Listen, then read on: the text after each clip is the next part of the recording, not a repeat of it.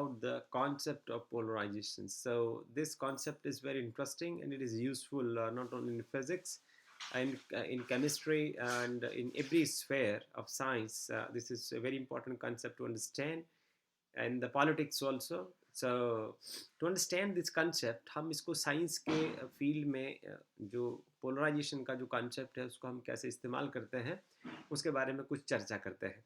इस कॉन्सेप्ट को समझने के लिए हम सबसे पहले एक एग्जांपल लेते हैं कि हमारे पास एक कोई रस्सी है और उसको हम एक एंड के ऊपर बांध देते हैं।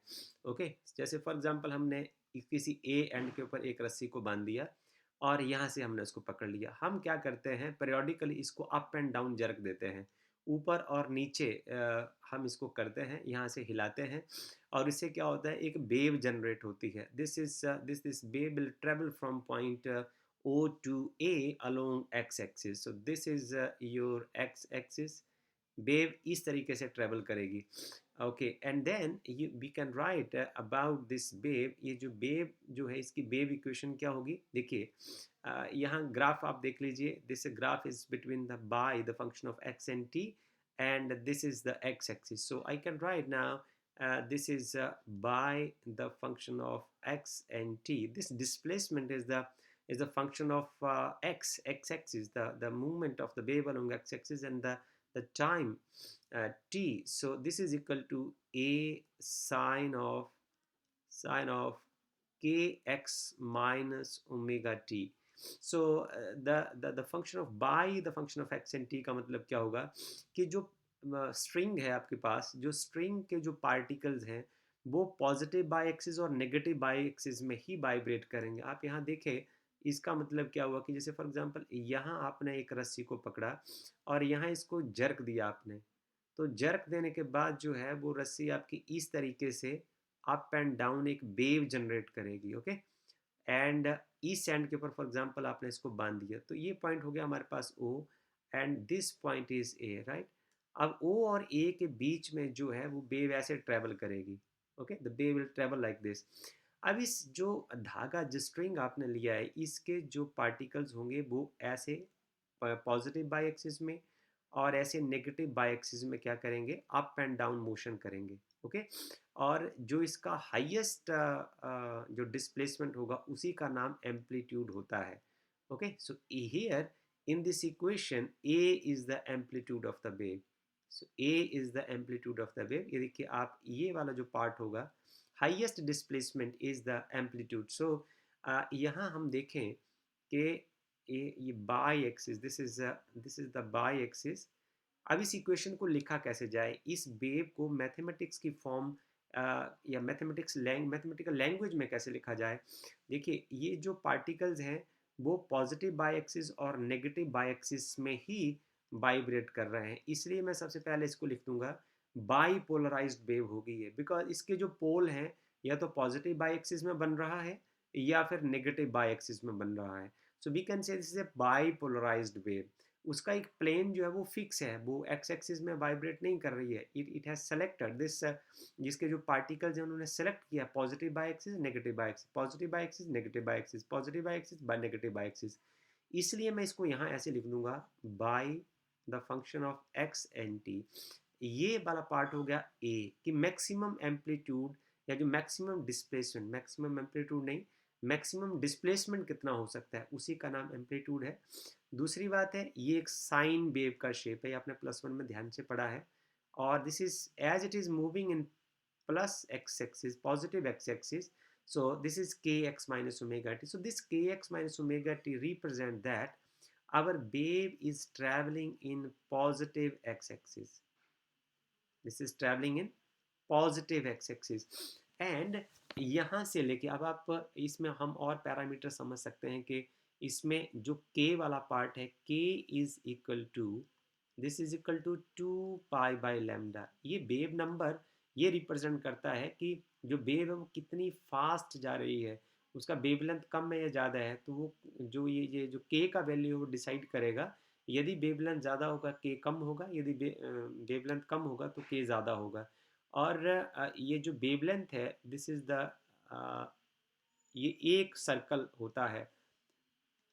देखिए जो वेवलेंथ कैसा बनता है, आप एक ये ले लीजिए, वेव इस तरीके से बनती है। आप क्या करिए कि इसका जो वेव लेंथ है वो कितनी होगी, आप यहाँ से लेके यहाँ तक ले जाइए, एक इसका डायमीटर हो जाएगा।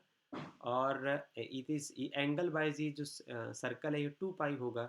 आप इसको ऐसे लिखें, इसको आप प्रैक्टिकली समझने की कोशिश करें। ये देखिए, I have explained it to you earlier. ये इसका जो पार्ट है, हाफ सर्कल जो है, इसको आप ऐसे ले लें, और जो अदर हाफ है उसको आप ऐसे कंसिडर कर लें। ये वेव का लेंथ हो जाता है। यहाँ से लेके यहाँ तक का जो डिस्टेंस है, this is called wavelength. So this is called wavelength. Okay, so अब यहाँ आप देखें कि जो टाइम टी है, किसी स्टेज के ऊपर जो वेव है, यदि आप यहाँ से ऑब्जर्व करना शुरू करते हैं, वेव को आप देखते हैं, एक पॉइंट पर यदि वेव यहाँ, तो उसके थोड़े टाइम के बाद वेव जो है वो इतना डिस्प्लेस कर गई होगी। ओके, अगली बात है कि टाइम पीरियड की यदि हम बात करें, जो total time period of the wave, तो यहाँ से लेकर यहाँ तक पहुँचने में जितना वेव को टाइम लगे, ये भी वन वेव लेंथ है। तो एक वेव लेंथ को ट्रैवल करने में वेव को जितना टाइम लगता है, उसको हम उसका टाइम पीरियड कह देते हैं। It is represented by capital T. So small T represent the total journey of the wave. जो स्मॉल टी है, small T, it represent the total journey of the wave, total journey of the wave. Okay, it represents the total journey of the wave. But capital T, it is the time taken by the wave to complete one cycle. So this is the time period of the wave. Okay, so this is all about this. अब आप ये देखें कि जैसे हमारे पास, हम यहाँ कह सकते हैं, हमें कुछ चीज़ें बहुत सुंदर समझने के लिए हैं। यदि आपका जो वेव है, यदि सिर्फ इस बाई एक्सिस में वो अप एंड डाउन, जो स्ट्रिंग आपने लिया है उसके particle up and down Y direction में मूव कर रहे हैं, तो हम क्या बोलेंगे कि ये बाई पोलराइज्ड वेव है। This wave is called Y polarized wave. इसको, इस मैथमेटिक्स को हम क्या बोलेंगे, ये है Y polarized wave, because the particle has selected only Y axis. This is called Y polarized wave.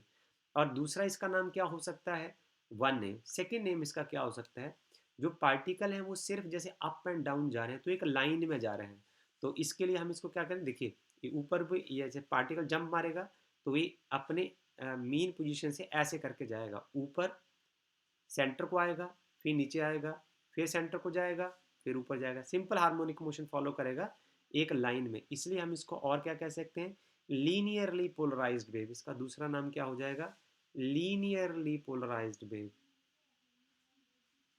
This is also called linearly polarised wave. इसको हम लीनियरली पोलराइज्ड वेव भी कहेंगे। और तीसरी बात हमने इसमें और बड़ी इंपॉर्टेंट जो समझनी है, उसके लिए हम आपको अगले पेज में ले चलेंगे। देखिए, इसमें जो वेव है आपकी, वो आपने ये डायग्राम देखा, और उस डायग्राम में आप जरा ध्यान से देखिए कि हो क्या रहा है। इसको तह तक हम समझेंगे, एकदम से हमें जो पोलराइजेशन का कॉन्सेप्ट है वो अच्छे तरीके से समझ आ जाएगा। आपने एक वेव जनरेट की एक स्ट्रिंग में, और उसके जो पार्टिकल थे वो इस तरीके से वाइब्रेट किए, अप एंड डाउन। जो पार्टिकल वाइब्रेट लाइक दिस। सो हमने ये देखा कि उन्होंने वाइब्रेशन के लिए एक एक्सिस का चयन किया, वो हुआ by the function of X and T, only by Axis में। वो बाय एक्सिस में ही अप एंड डाउन वाइब्रेट कर रहे हैं, कभी पॉजिटिव बाय एक्सिस की ओर, कभी नेगेटिव बाय एक्सिस की ओर, around their mean position. Okay, अब आप गौर से देखिए, हमारे पास इस वेव का एक्सप्लेनेशन देने के लिए एक आपको बाय एक्सिस की ज़रूरत है, and the wave is progressing in along x axis. The wave is progressing along x axis. Okay, इसके लिए एक प्लेन की ज़रूरत है। देखिए, एक प्लेन सरफेस हो गया ना, तो वो प्लेन सरफेस कौन सा हुआ, एक्स एंड वाई। यदि मैं इसको कुछ ऐसे लिखूं, ये देखिए जरा, आप इसको हम ऐसे लिखें, ये देखिए हम इसको ऐसे लिखें, तो इस इसके बीच में हम एक लाइन खींच देते हैं। तो ये हम एक लाइन खींच देते हैं, और इसमें हम एक पार्ट को हम एक्स बाई एक्सिस मान लें। ये आपके लिए बाई एक्सिस आ गया, और ये आपके पास एक्स एक्सिस आ गया, और इस एक्स एक्स और बाई एक्सिस के बीच में ही ये पॉजिटिव बाई एक्सिस आ गया, ये नेगेटिव बाई एक्सिस आ गया। Now your wave will travel only between these two x and y axis. Now see carefully. This is how the wave travels. So it requires just one plane, x y plane. इसको explain करने के लिए हमें सिर्फ x और y axis की ज़रूरत पड़ेगी, z axis की कहीं ज़रूरत नहीं पड़ेगी. So this is also called plane polarized wave. तो इसको हम एक और नाम ले सकते हैं, रख सकते हैं इसका. This is called plane polarized wave. ये एक प्लेन मूव करने के लिए एक प्लेन सेलेक्ट कर लेती है. So it is also called plane polarised wave. तो एक वेव के हमने तीन नाम देखे. एक तो Y polarized wave, linearly polarized wave, as well as plane polarized wave, right? So we will explain it with the different examples also. Now we consider that the vibration of the string is in xz plane. So now we consider that the vibration of the string is along xz plane. So here, how to write the equation of this motion of the string in xz plane? This is a beautiful thing to understand. अब आप यहाँ देखें कि जो string के particle हैं, जैसे सांप चलता है ना, उस सांप के मोशन की तरह हमने इसको बनाया कि प्लेन सरफेस के ऊपर आपकी जो वेव है वो कुछ इस तरीके से ट्रेवल करेगी, ऐसे ऐसे ऐसे ऐसे करके, जैसे सांप मूव करता है. इसमें जो पार्टिकल ऑफ द स्ट्रिंग हैं वो चयन करते हैं मूवमेंट के लिए, या तो प्लस जेड एक्सिस का या माइनस जेड एक्सिस का. तो जो आपके पास ये साइड रहेगी वो रहेगी Z the function of X and T. तो वेव को कैसे लिखा जाएगा? इसमें जो मैक्सिमम डिस्प्लेसमेंट रहेगा वो ए ही रहेगा, उसको हम एम्पलीट्यूड कहेंगे. Maximum displacement is called amplitude in both ways, in plus Z axis और along minus Z axis. Okay, so हम इसको कैसे लिखेंगे? यहाँ देखिए, ये फिर आप यहाँ देखिए, ये जो यहाँ वेवलेंथ वाला पार्ट जो है वो यहाँ आ जाएगा, and K is equal to 2 pi by lambda, and the wave is moving once again along the positive X axis. Wave जो है वो पॉजिटिव एक्स एक्सिस को मूव कर रही है. तो हम इसको कैसे लिख सकते हैं? Z the function of X and T. तो ये आपको इसका मीनिंग पता चल गया कि the motion of the particles of the string is now along Z axis. इस तरीके से इसको लिखना है. और ये वाला पार्ट आपको बताएगा maximum displacement, that is called amplitude कितना है. और ये साइन वेव तो आप देख ही रहे हैं, जैसे आपने +1 में पढ़ रखा है. This is K X minus omega T. So this is called Z polarised wave. Now अब आपको पिछली बार जो वेव थी वो थी by the function of X and T. तो Z function of X and T is called Z polarised wave number 1. This is called Z polarised wave. अब आपको बड़े ध्यान से समझ लेना है कि डिफरेंस कैसे आता है. दूसरा, जो particle up and down move कर रहे हैं जेड एक्सिस में, जैसे मैं यूं बनाऊं कि जेड एक्सिस आपके पास ऐसे बन जाएगी. तो जेड एक्सिस में पार्टिकल क्या कर रहे हैं? वो जीरो, पॉजिटिव जेड और minus Z, positive Z, zero और माइनस जेड के बीच में वाइब्रेट कर रहे हैं. ओके, तो इसलिए हम क्या बोलेंगे? एक लाइन में वाइब्रेट कर रहे हैं, तो हम इसको क्या बोलेंगे? Linearly polarised wave. Linearly polarised wave कह देंगे, लीनियरली पोलराइज्ड वेव. इसका दूसरा नाम हो जाएगा, this is also called linearly polarised wave. और इसका तीसरा नाम क्या हो जाएगा?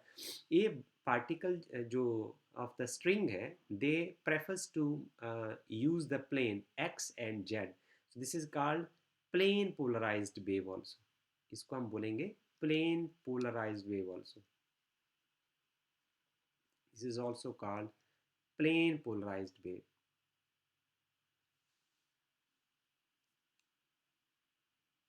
सो अब हम यदि इसको गौर से देखें तो आप देखिए कि जो पार्टिकल्स हैं, हम इसको ज़रा ध्यान से आप देखें कि जो पार्टिकल ऑफ द स्ट्रिंग है जो वेव क्रिएट कर रहे हैं वो कैसे वाइब्रेट कर रहे हैं. आप देखिए, जैसे हमने पिछले डायग्राम में पढ़ा था, दो डायग्राम हम आपके साथ बनाते हैं. ये हमारे पास हो गया, ये देखिए, ये हमारे पास फर्स्ट डायग्राम हमने डिस्कस किया था. This was by the function of X and T, and this is x axis. So the wave was travelling in this way, the wave was travelling in this way.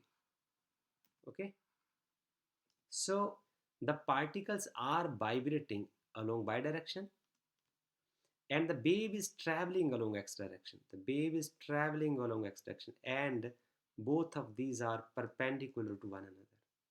So the wave motion and the when the particles of the wave travel in the direction perpendicular to the direction of the propagation of the wave, then the particles of the medium of the string में कह सकता हूँ, then the particle of the string uh, vibrate in the direction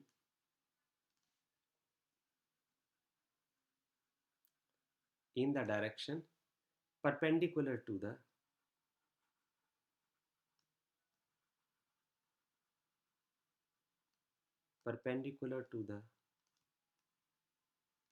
direction of propagation of wave,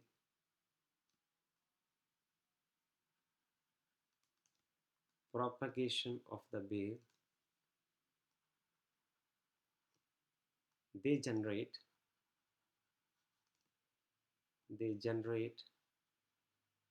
transverse waves.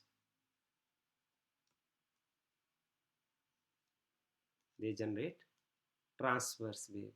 तो transverse wave कैसे पैदा होती है, अब आप यहाँ भी देखिए, आप इस केस में भी देखिए, जो पार्टिकल्स है वो पॉजिटिव जेड एक्सिस में और नेगेटिव जेड एक्सिस में ऐसे ऐसे करके जो है वो सिंपल हार्मोनिक मोशन में वो वाइब्रेट कर रहे हैं around the origin. This is positive Z axis and this is minus z axis, but the wave is traveling along x axis. Your wave is traveling along x axis, so the angle between the two is 90 degrees. So this is a transverse wave motion, right? So this is what we have to learn from here. The concept of polarization in a three-dimensional with the using a three-dimensional diagram. अब देखिए हमने अभी तक क्या सीखा है कि for example कि हमारे पास जो एक वेव है and जो string है which is vibrating along y axis and is traveling along x axis. मतलब जो string है वो आप यहाँ उसको y axis के along उसको jerk दे रहे हैं और वो x axis की ओर मूव कर रहे हैं. ये हमने फर्स्ट एग्जांपल जो किया था उसके हम वेव कुछ इस तरीके से बना देते हैं. सो it is the wave motion is like this. Okay, so it is like this. So this part is I mean I have explained it so you can understand. तो इसको मैं कैसे लिखूंगा, this is bipolarized wave. इसको मैं लिखूंगा by the function of x and t. मतलब जो इसके पार्टिकल्स हैं, स्ट्रिंग के पार्टिकल्स हैं, वो बाई एक्सिस में पॉजिटिव और नेगेटिव बाई एक्सिस में वाइब्रेट कर रहे हैं विद उसका मैक्सिमम डिस्प्लेसमेंट a है और ये एक साइन वेव है और ये पॉजिटिव x डायरेक्शन में मूव कर रही है. और हम इसको क्या बोलेंगे, this is Y polarised wave. Y polarised wave number one. जो हमने पढ़ रखा है linearly polarised wave, linearly polarised wave, इसका हमने एक्सप्लेनेशन आपको दे दिया है. और तीसरा है ये प्लेन पोलराइज्ड वेव, इसको हम बोलेंगे plane polarised wave also, plane polarised wave. So we will understand it. We have understood this now. इसको plane polarized by because it is vibrating in x by plane. So इसमें जो जिस plane की इसको ज़रूरत पड़ रही है वो है x by plane. Okay? अब हम समझने की कोशिश करते हैं कि इस इक्वेशन को, क्या ये इक्वेशन हमेशा ऐसे लिखी जा सकती है? No. Will take some another example. यदि मान लो कि हमारी जो वेव है वो बाई जेड एक्सिस में ट्रैवल कर रही है तो उसको हम कैसे लिखेंगे? I will try to select some different colour to understand it. ये देखिए आपकी वेव जो है यदि वो बाई जेड एक्सिस में जा रही है, so how we will write it. See आप यहाँ से आपकी वेव चलती है कुछ इस तरीके से, ये देखिए. Now it is now moving along z axis. So how to write the mathematics of this wave? So this is important for us to understand. देखिए इसको कैसे लिखेंगे, इसको हम ऐसे ही लिखेंगे by the function of x and t because the particles of the wave are vibrating along y axis once again. अब ध्यान से देखें, जो particles जो है वो फिर भी y axis की ओर ही vibrate करें but they are moving along x axis. और इसका जो मैक्सिमम जो डिस्प्लेसमेंट है वो a ही है, तो इसको हम लिखेंगे a sine of, then it is k and this is z positive z axis k z minus omega t. For example यदि ये वेव इस साइड को चलती है तो इसको हम लिखेंगे k z plus omega t. So this is the way to understand it, right. So ना one more example I would like to give it to you, और इसको हम क्या बोलेंगे अभी, इसका इक्वेशन इस तरीके से लिखा जाएगा, और इसको हम बोलेंगे, अब क्या बोलेंगे, वंस अगेन इट्स बाईपोलराइज्ड वेव। इसका नाम अभी भी बाईपोलराइज्ड वेव रहेगा, क्योंकि इसके जो पार्टिकल हैं वो वाइब्रेशन के लिए बाई एक्सिस का चयन करते हैं। ओके, और इसको हम बोलेंगे प्लेन पोलराइज्ड वेव, बट यहाँ जो प्लेन ऑफ वाइब्रेशन इसका रहेगा वो रहेगा बाई जेड प्लेन। वो बाई और जेड प्लेन के बीच में उसकी पोलराइजेशन हुई है। इसका जो प्लेन ऑफ वाइब्रेशन है वो बाई जेड प्लेन है, राइट। एक हम अनदर एग्जांपल हम चूज करते हैं इसको समझने के लिए, कि हो सकता है कि आपकी वेव जो है वो एक्स जेड प्लेन में वाइब्रेट करती है, तो इसके समझने के लिए हमें कुछ इस तरीके से लिखता हूँ। जैसे फॉर एग्जांपल मैं यहाँ से इसको ट्रैवल कराना शुरू करते हैं। देखिए, if your wave is now not travelling, if your wave is not traveling along z-axis, vibrating along z-axis,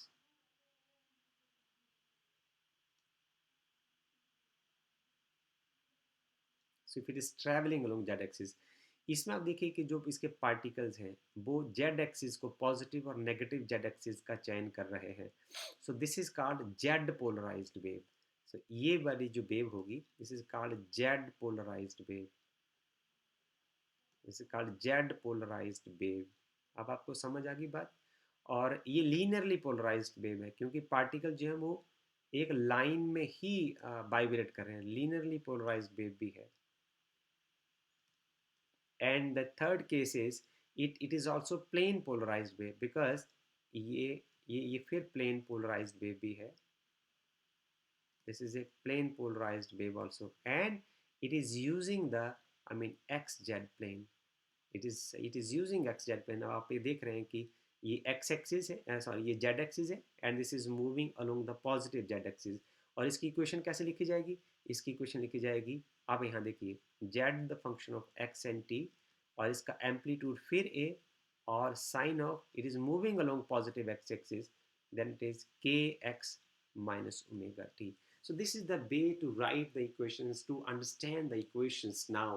So all these waves are the polarized wave. Polarized wave का मतलब आपको समझने की कोशिश करना है। इसके लिए मैं आपको कुछ और समझाना चाहता हूँ, आपको एक अगले पेज पर लेके चलता हूँ, और एक इमेज के सहारे मैं आपको बताता हूँ कि पोलराइज तो फिर अनपोलराइज्ड वेव कैसी होती है, ये भी आपको समझना है। तो इस डायग्राम को हम थोड़ा बड़ा करके हम इसको समझने की कोशिश करते हैं। We have